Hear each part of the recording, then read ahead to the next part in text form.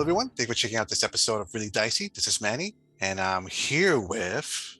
Hi, I'm Leeman Kessler. You're well known for your podcast, your TikTok, but I really want to talk to you about urban horror, running a horror game in a city setting of sorts. Thank you for taking the time, viewers. The reason why I brought this guest up because he has an extensive history of role playing games, but you're also a mayor of a town in the Midwest. Am I correct? That's right. I am the mayor of a small village in Knox County, Ohio, Gambier, Ohio, home of Kenyon College. I've been intrigued with city horror, maybe because I grew up in New York City all my life. Before I go into my own perspective on things, um, what makes horror in a city setting maybe different from other settings?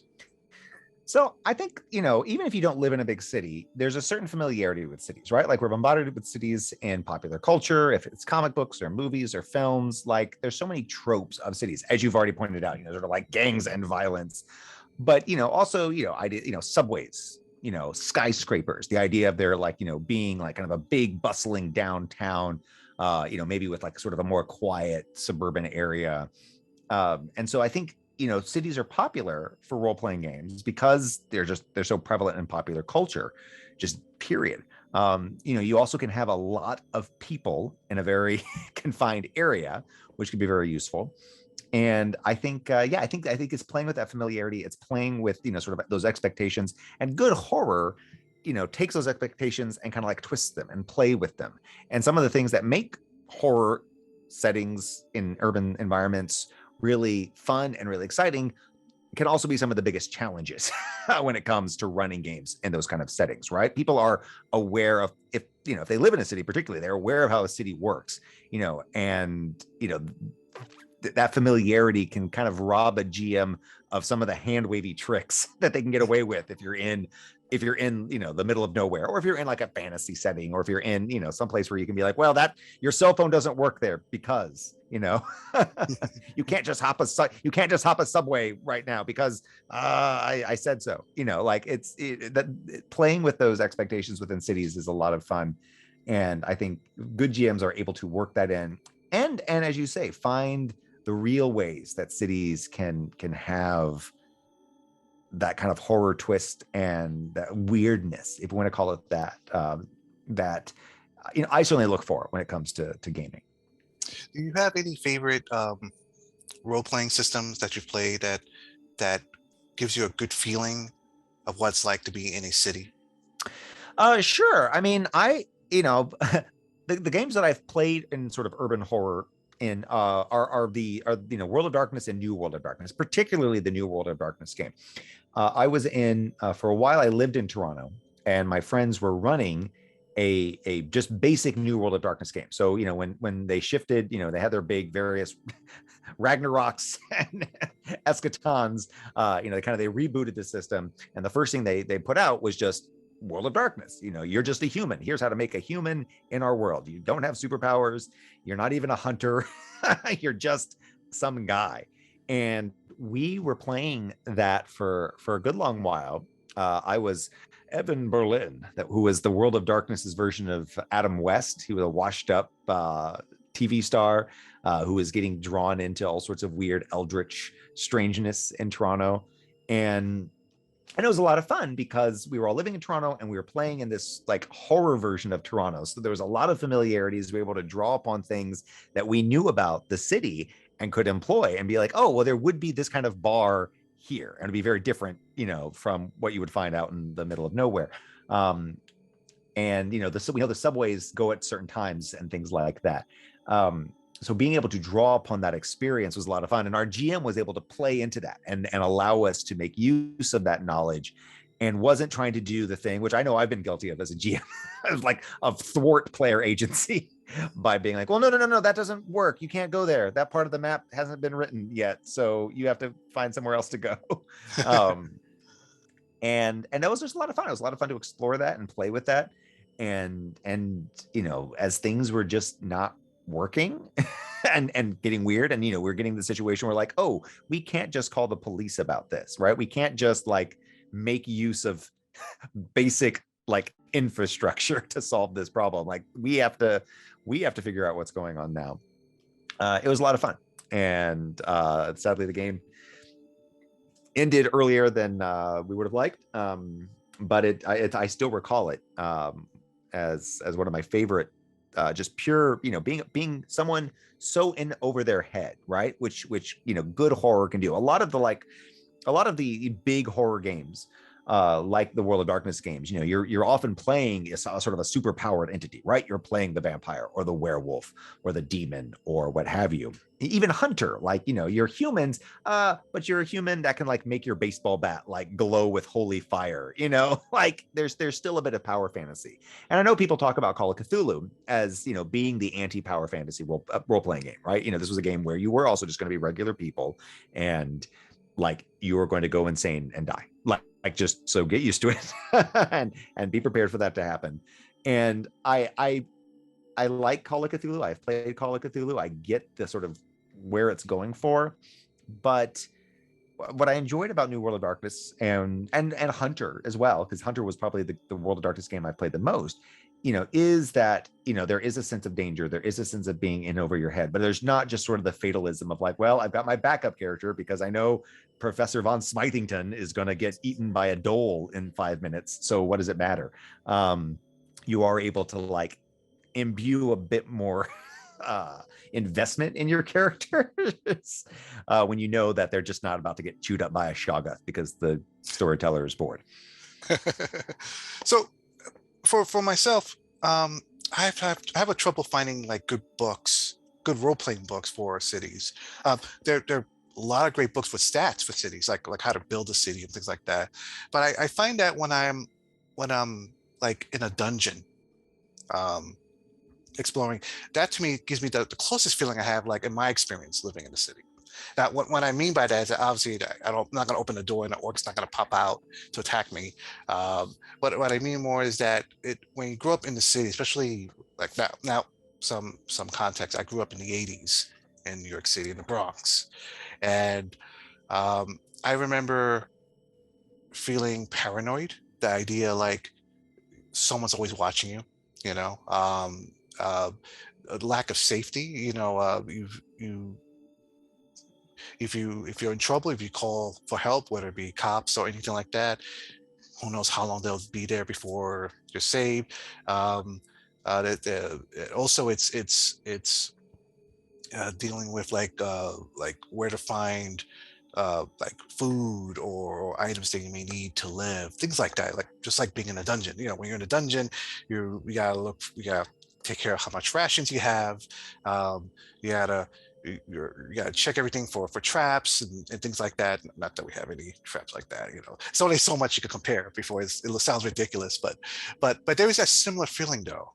I think, and games, I think, especially the cyberpunk era, right? I think about cyberpunk, I think about Shadowrun. Shadowrun was meant to be an urban game. There's not a whole lot of like, hey guys, we're going to Indiana to, break into this techno mage's vault.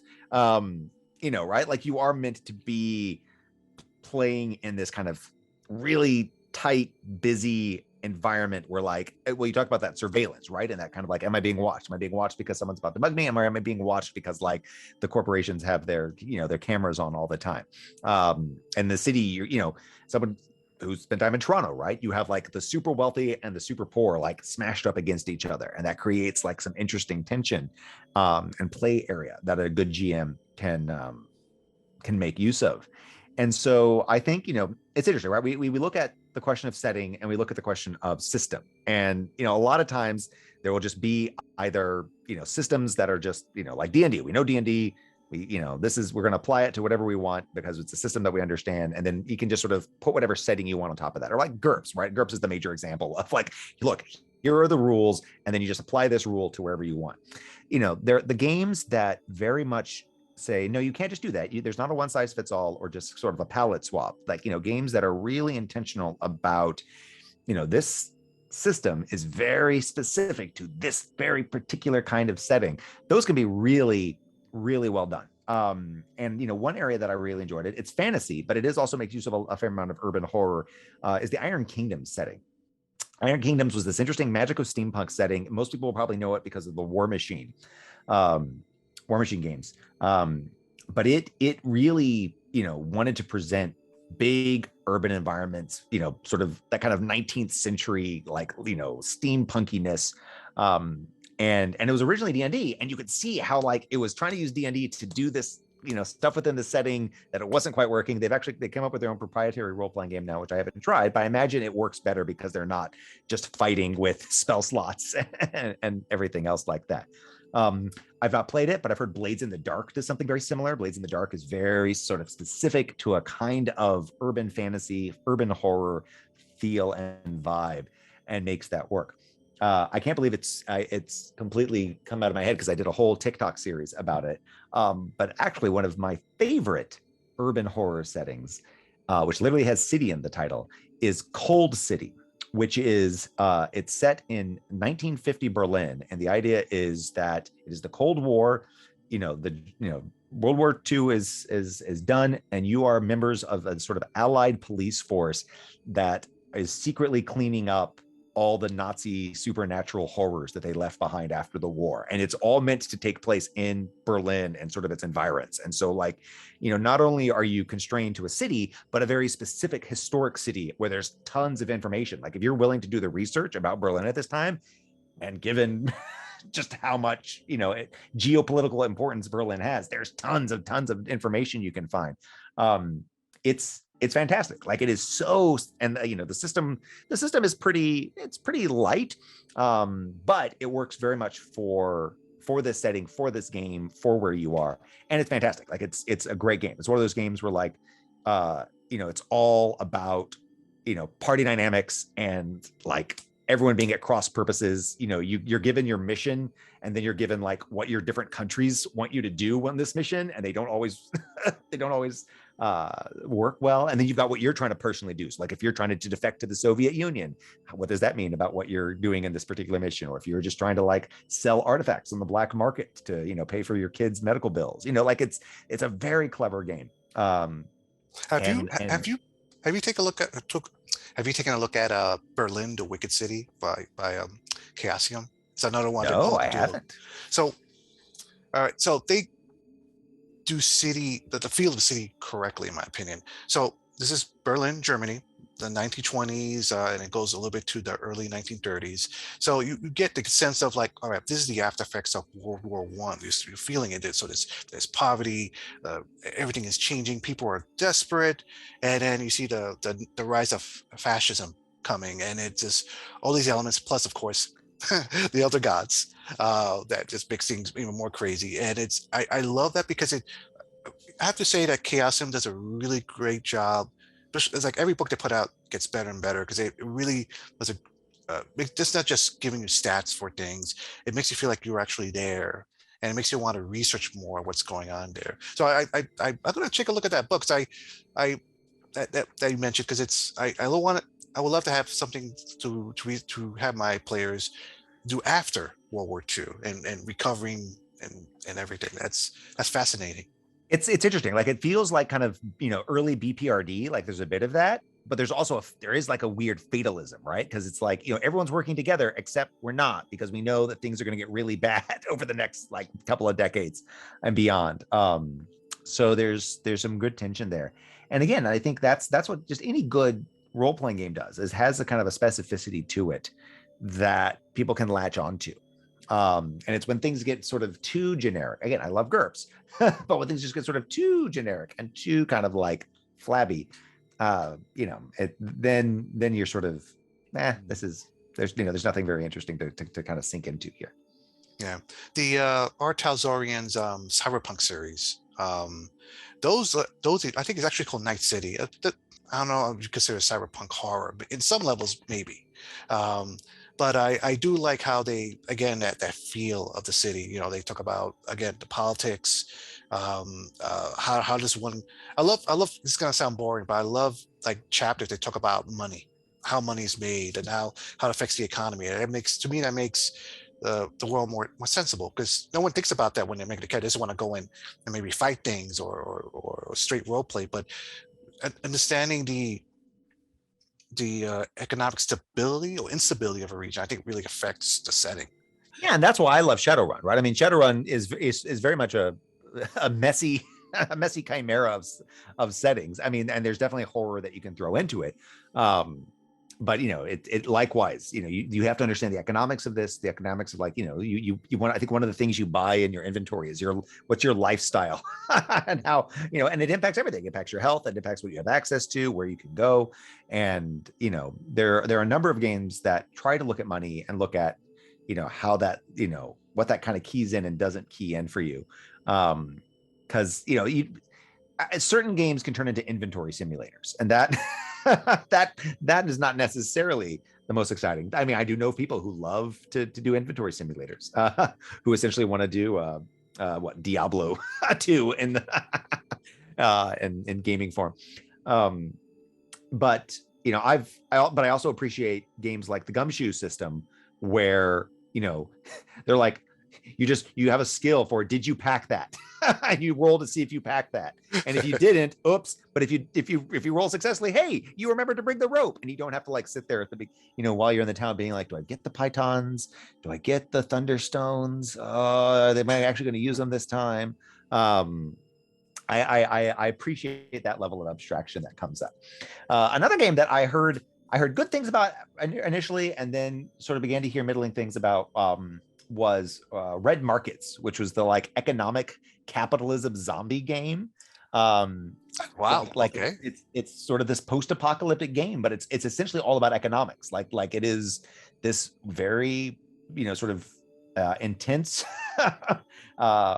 you know, game about profit and loss, and it's kind of a commentary on, you know, what we value in at the sort of once everything else is sort of crumbled and society has fallen apart. I've heard that like it has that really cool sort of idea, and then it just becomes you're going out into the wasteland and killing monsters and taking their stuff, which again, whether that's an indictment of our economic system, one can argue. But I do think it's a very specific idea, right? This idea of like, we're going to do this game, but really this is a game about economics, you know, not just, you know, adventuring. And you'll have to find the adventure in the spreadsheets. So if I may ask, when it comes to like looking for inspiration, when it comes to books, movies, what do you consider to be a good source of material for like creating stories? I'll start first. Dark City. I think Dark City is a great movie. And besides the story, it's just everything about it makes it believable because of all how everything is set up, and it's a horror movie in a sense. You know, it's even though when they find out, hopefully I'm not spoiling it. If you haven't seen it, stop this video and watch the movie and come back to this. But when they find out where they're at, what this city is, to me that's the most horrifying thing. Yeah, the monsters in there, yeah, they're bad, but knowing the truth of the matter, I think that's just like, oh gosh, what are they gonna do now? For me, you know, again, and I sort of blend horror, you know, urban horror and kind of fantasy urban horror. I really love China Mieville's Perdido Street Station, which is this very messy, just, I've taken so much role playing, I've stolen so many role playing ideas from it. But it's this kind of, you know, London with steampunk magic and technology, and just everything is terrible and gritty and gross. And, you know, but it's also just so well thought out, and it's such a lived in world. And one where there are like eldritch horrors like scraping away on the edges, but there's also just like one of the most just disgusting elements of it is just the description of their justice system. and just, you know, how like, you know, prisons work and punishments work in this like, you know, very Victorian setting. Another really good sort of fantasy urban horror is Martha Wells' Death of the Necromancer. That is something that anyone who is like wants to do like heists in role-playing games, like, you should read that book, because like it's action scene after action scene after action scene, heist after heist after, like it is just this roller coaster ride of like grifts and cons and like jumping out a window and getting into the carriage to go to the next part of like it's Ocean's 11 without a breath, you know. And it takes you, like, you learn like so much about a society by going along on these cons with these folks. So that I think is a really fantastic setting. For more modern day stuff, I've just started watching it, but gosh darn, Severance. Severance. It's on Apple TV. It's Adam Scott. The sort of the basic premise of it is there's this sort of high-tech pharmaceutical company that you can work for, and they will sever your memories so that when you work there 9 to 5, you have no memory of it when you are at home the rest of your life. And when you are working during that 9 to 5, you have no memory of who you are or who you were prior to that. So like, it's literally like you are just your job and you don't have to worry about what you're doing at work. Like, you know, as far as you experience things, you show up at work and then you leave work and you're able to live your life, and someone else is doing all the work. And it's exploring both of those mentalities. And it's so creepy. And it's so like, oh man, you know, talk about sort of the alienation of capitalism and economics. Like, it does such a great job of capturing that, but also like beyond that, just cinematically, like it's so great, and aesthetically, it's beautiful.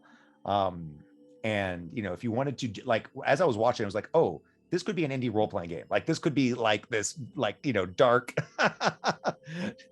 dark, slightly dystopian game, you know, where you have to figure out like, what exactly is my job here? What am I doing? So that's, yeah, I take a lot of inspiration from that. And just, you know, I grew up in West Africa, and I grew up a missionary kid, which already is going to do weird things to your head. But like the way like I discovered pop culture was very disjointed. And so when I kind of came back to America, you know, I was the kid that had watched like Name of the Rose a dozen times before 5th grade, and that like is going to do strange things to you. And you know, people ask like, oh, where does your inspiration come from? I'm just like, oh, a weird childhood like that, you know. So if you can't have that, just read a lot, and hopefully that'll make up the difference. But I do think there's inspiration that can be found all around, right? People, you know, my big TikTok series always has been, you know, I have people say like, oh, how do you come up with this stuff? How do you write this stuff down? Like, you know, like, how do you invent this stuff? And it's really just like seeing something and thinking, okay, what is this like a slightly off kilter 45-degree angle look at this thing, and how can I play with that? And that's you know, that's what horror I think is at its best, even when it's horror of something familiar like urban horror, or, you know, like people talk about like Midwestern Gothic or Southern Gothic, you know, like there's, you know, there's a lot of different kind of micro genres of horror and weird fiction. And it's just kind of, it's just playing with these spaces and playing with expectations. You know, one thing that's so great about like cities is, you know, there are all these like weird spaces that people walk past every day and pay no attention to, and then like the moment you do, you're like, what? Wait, there's something wrong about this. It's why actually, here, I'll tell you a place folks can take a lot of inspiration from: the Silent Hill games. You know, especially, what was it, Silent Hill 3, where they start you off in a shopping mall, and like you're trapped in the like weird hallways between stores and the shopping malls. Again, those places that you would have to assume exist, but you would never ever experience, right? There's so much of that, you know. It's why urban spelunking is a thing. Like, it's one thing I loved living in a big city was just like, you know, walking down random alleys and kind of being like, okay, like, am I supposed to be here? What's going on? Like, what am I going to like discover? And in a place like Toronto, you would turn a corner and there'd be like an Indian cultural festival going on. So like, it was like rolling on a random table for a role-playing game. What you never knew what you were going to discover just walking down any particular street. And so that's another big strength when it comes to playing in those kind of spaces, is recognizing the diversity of experience and the unexpectedness of being in those kind of environments. Yeah, and it's I was gonna say history, architecture. Like, so I grew up in New York City. I now live near Boston.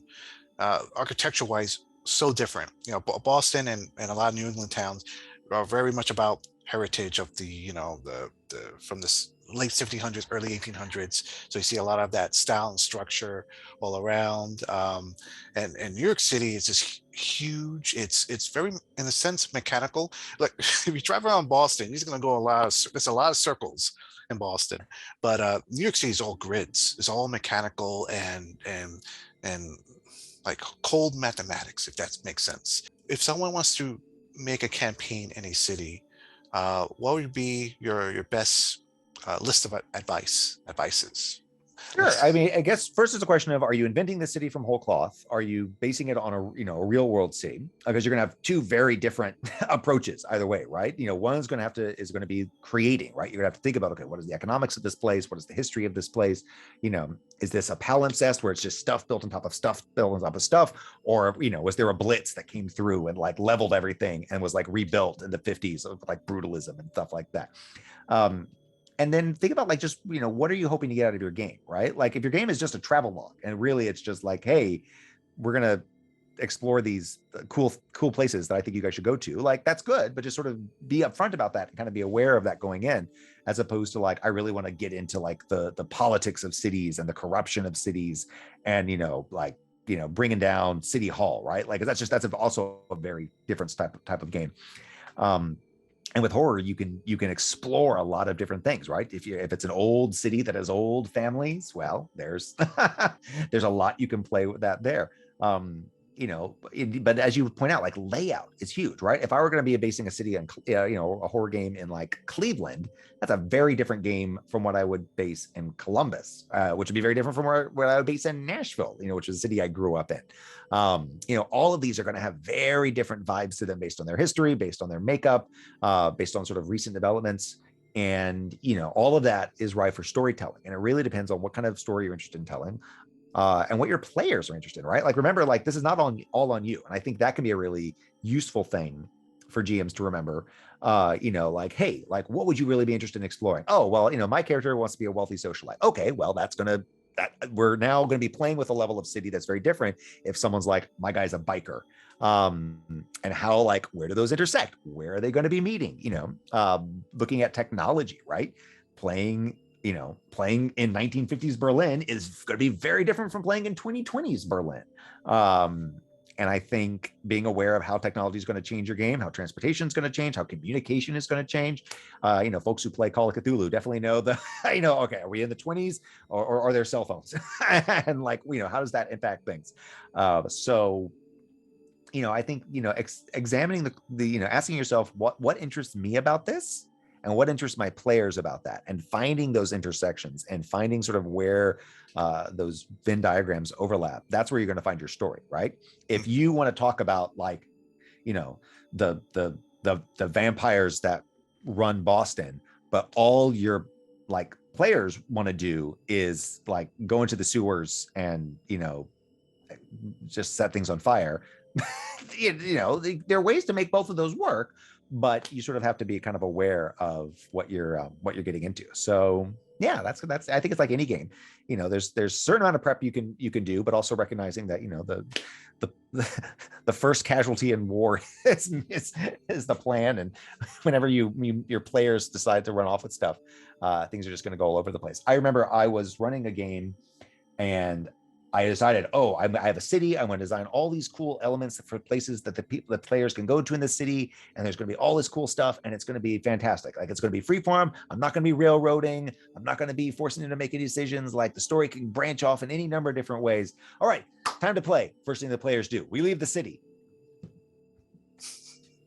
Okay, cool. All right, I guess we're out in the hog farms surrounding the city now. Great, guys. Thank you. Very useful. So, think about what's keeping people in the city, why they don't just be like, what, this place sucks. We're going to the beach. And if they go to the beach, if it's horror, you can, it could be Innsmouth. So, just always have that as your backup. Shadowrun has done a really good job of doing certain municipalities, like they have a big Seattle one. They have a really fantastic one for Hong Kong. Which is like, gives you this dystopian image of a place that some of us might already view as slightly dystopian. but yeah, there's a lot of great settings that folks have played with. World of Darkness has done tons of different cities and settings that you can check out. And then but then beyond that, there's like going to like Atlas Obscura, right? There's going to websites that specifically are looking at like kind of the weird places. There was a whole book called Weird Ohio prior to my coming around, which looked at kind of the funky spots and states. And so yeah, you can find these everywhere has like bits of strangeness, and like the reality of the real history of places is always going to be like out there and bizarre. And the trick is just sort of to have fun and to see what you want to play with and how you want to incorporate it. All right, well, viewers, any of you game masters, dungeon masters out there, what book would you recommend, or what advice would you give? Let us know in the comments below. Before we wrap this up, can you give us some links, or that when people want to find you, they know where to go? Sure thing. You can find most of my stuff at leemankessler.com. Follow me on Twitter at Leeman Kessler, or on TikTok where I'm Mayor Lovecraft. Excellent. Well, take care, everyone. Get your shots. We'll see you soon.